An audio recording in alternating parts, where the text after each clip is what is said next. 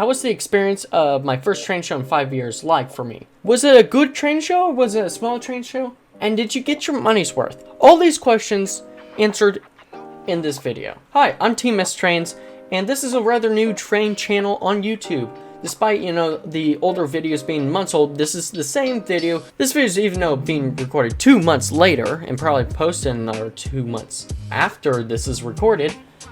This is a train channel that captures my experience back into the train hobby, and truly shows, how much getting back into this hobby has changed. And rather, this channel shows that progress with, quote, seasons. But to get to how this all was for me, I have to go back to the very start of it all. Back when I was little, me, my brother, my father would go to this train show, which would eventually become the Plano train show, but at this time it was in DFW instead of Plano. So it was about a 1 hour's difference, but eventually when they moved it to Plano, we stopped going. And me and my brother, we loved going to this train show. I mean, we would go every year to go and see these layouts with the spare amount of cash I had, because I was horrible at keeping cash on me at the time when I was a child. But having like $13 to spend on different model trains to try to grow my collection, the great memories I had. And well, so many years later, in 2023, I want to say, according to my brother, 5 years later after our final train show, we went to this one.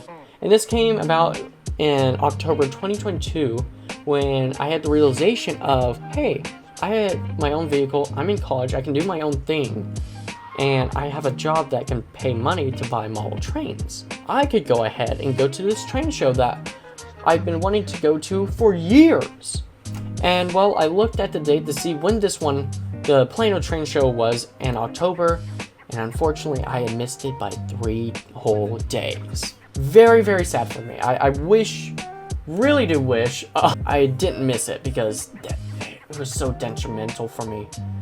I was like, no! Oh man, I was so sad about it. But I was like, alright, when's the next train show I can go to? And I saw, hey, it's in January again. I'm like, perfect. I'll start saving money so I can go to this.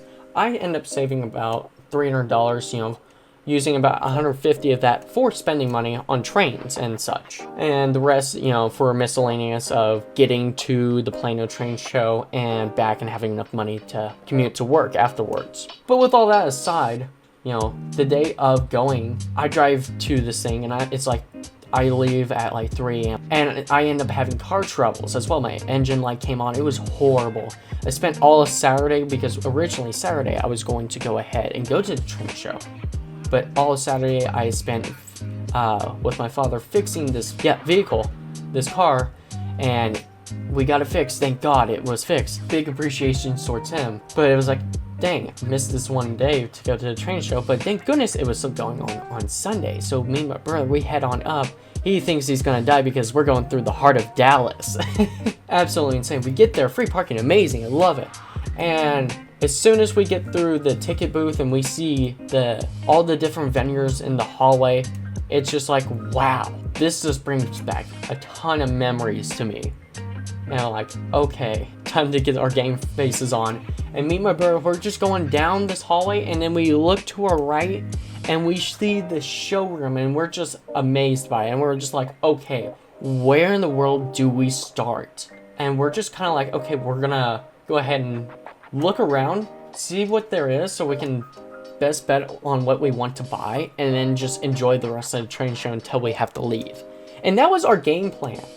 And you can see with this footage, this is after we bought things. It's just us enjoying recording the trains. It was just a good time. It was, a pastime I've had as a child that I could reminisce on. I'm not saying that correctly, but reminisce on, and really just like look back on and reflect, like, wow, it's just as big as it once was, and it doesn't seem like it will die anytime soon, because there's so many people that enjoy the model keeping, and they have all these different sizes. You can probably gauge out what you want in this hobby, rather that be something a lot bigger, garden railways, or you know, something that's much smaller, like N scale, that can only fit in a small size, but yet you still want to run these trains. And so, personally for me, I go in with one of two ideas. Either one, I can buy HO trains and create a train shelf, to display these HO trains and not having anything to run them, because I don't have enough space to run these trains. I don't have a table big enough to run them. Or I could go with a completely new scale that I am not used to. I grew up on HO trains. I never grew up on O gauge, G scale, N scale, anything else. I didn't grow up on it. I grew up on straight HO trains, and I loved it. Outside of a matrix loop of track and wind-up train that my grandfather gave me and my brother, that was the only exception. Now, because of my limited size, it was either I could use this shelf to display these HO trains, or I can try to find enough track, transformer, and engines to run on in a small, like 2x3 foot radius or 2x3 shelf for N scale. And I was really conflicted because I personally have always enjoyed running trains around, but having, you know, always growing up on HO and being also, quote, the poor man's model system and being limited only to $150, it came to a debate of whether you want to go with quality or quantity. And ultimately, I went up with quantity since I was really just restarting my collection. I wanted to get as many things as I could possible at cheap as possible as well. And with N scale, that unfortunately was not going to happen. Despite being able to, eventually I saw an N scale engine, this dummy engine, 3 different freight cars, an oval of track, and a transformer, all for $80 I could have paid for. And this would have been, quote, a custom little N scale set that I could have done and set up on this shelf. But going back to my roots, I decided, hey, I just want to go with, you know, HO, since I wouldn't have this collection I would have to be restarting a collection completely. And so this is what I end up doing. It becomes quite interesting to say the least. And yes, the plan that I originally had, you know, go around, see what there is, and then buy the things that I liked later, that did somewhat backfire on me, because there was an engine that I did see. I'm like, okay, this is not that bad of a price. And it was a nice little tanker engine, you know, switcher / tank engine. I was like, this is actually a pretty good price. I might buy this. And I come back around, making my rounds, and well, unfortunately, it was already sold. And I would say that was probably the only unfortunate thing that happened at this train show. You know, I had a great time. My brother had a great time. We both got things that we really wanted. You know, he got 2 Santa Fe engines.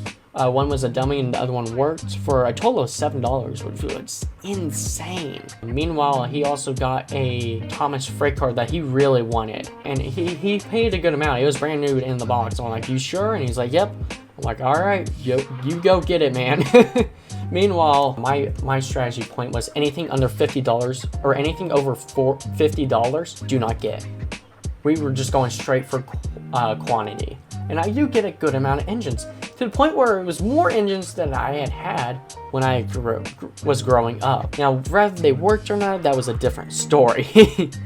And the amount of freight cars and passengers I got as well at a pretty good price, I would say personally, was great as well. Now, I can understand why they were on sale, as some of these had some problems, to say the least, especially looking at the passenger cars. But the freight cars, they hadn't caused me a problem whatsoever. And I think my best deal that I was able to get was the box cars, as they were all at this one vendor were priced at $3 a piece, and they were the exact same vendor we originally purchased some things for. This is where my brother purchased the 2 Santa Fe's. I purchased 2 engines from them. No, I purchased 1 engine from them instantly in box. Unfortunately, had some gear problems. But if I can find something to fix the gears with, then it'll be no problem. And will run instantly. It's just something with the gears that have a problem. And so we come back around.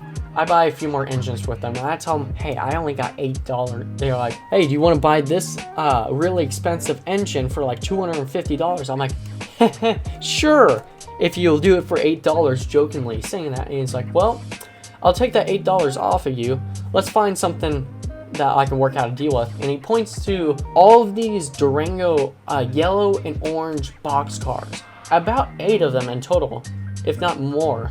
And he's like, hey, let's go ahead and get you all these. And no, keep in mind, they're $3 a piece. And he says instead of $21, he's willing to take 8. And then he also throws in a caboose for me. Absolute legend. I wish I got his name or remember his name, but it was 2 months ago and I don't remember his name. But this man was an absolute legend. I mean, I appreciate the amount that he said, you know, go for that. At a price he should be, you know, spending around $24. I only spent 8. It was great. I loved it. Oh, it was amazing. And well, outside of that, we did spend a good amount.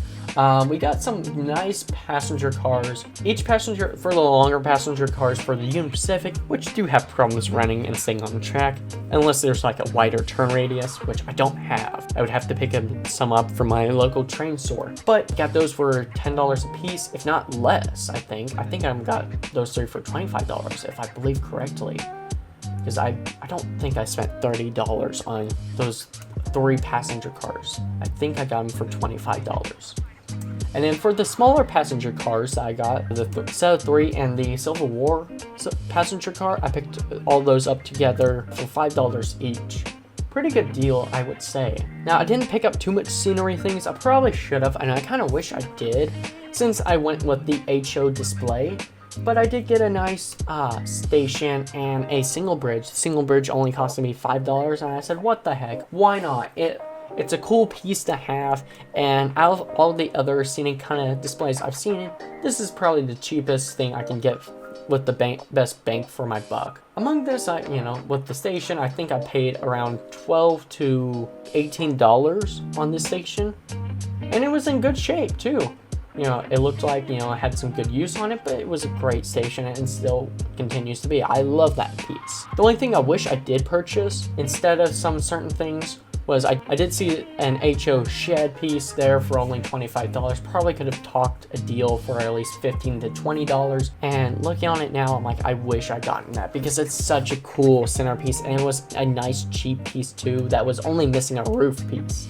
To be honest, I could have gotten it, and I wish I did. But hey, we all make mistakes, and we kind of have to live through that. And the only other unfortunate thing that happened is while I was purchasing the box cars, we had multiple different bags, and well, my brother wasn't holding onto the bags correctly. He was rather carrying them in his arms, and well, they slipped through his arms and hit the ground pretty hard.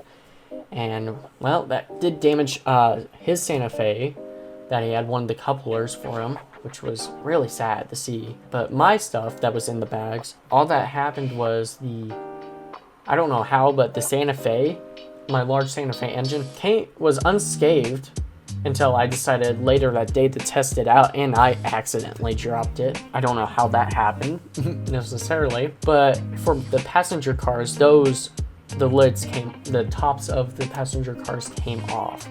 It's a little sad sight to see, but they all still work in the end. There's no problems there. And really, looking at the different displays and layouts at this train show, there was a huge selection. I wish I recorded more, as just showing what I have in these 8 different videos I have on my channel, just showing each display by themselves, really doesn't capture how many displays there really were. In fact, one of the videos combines some of the N scale layouts that there was out there at this train show, and the wide display of them, in between G scale, N scale, HO, and O gauge, absolutely insane. There was a lot more American Flyer than Lionel stuff there, and I wouldn't realize this until I would post these videos on my channel, and some people in the comments would say, hey, there's a lot of American Flyer stuff there. I'm like, huh, really? I thought this was all Lionel stuff. And I mean, technically it is Lionel stuff because Lionel did buy American Flyer, but still, the big debate between which is better, American Flyer or Lionel, and in the comments, let me know, which side you take. Personally, I really don't care, since HO is superior compared to O gauge. But yeah, it was a great train show. Me and my brother, we got some good things out of it. There were a few regrets and decisions made, but outside of that, I love this. And I can't wait to go to my next one, which is actually coming up in a few weeks from now, which will be the Denver train show. And I'll probably be doing a similar video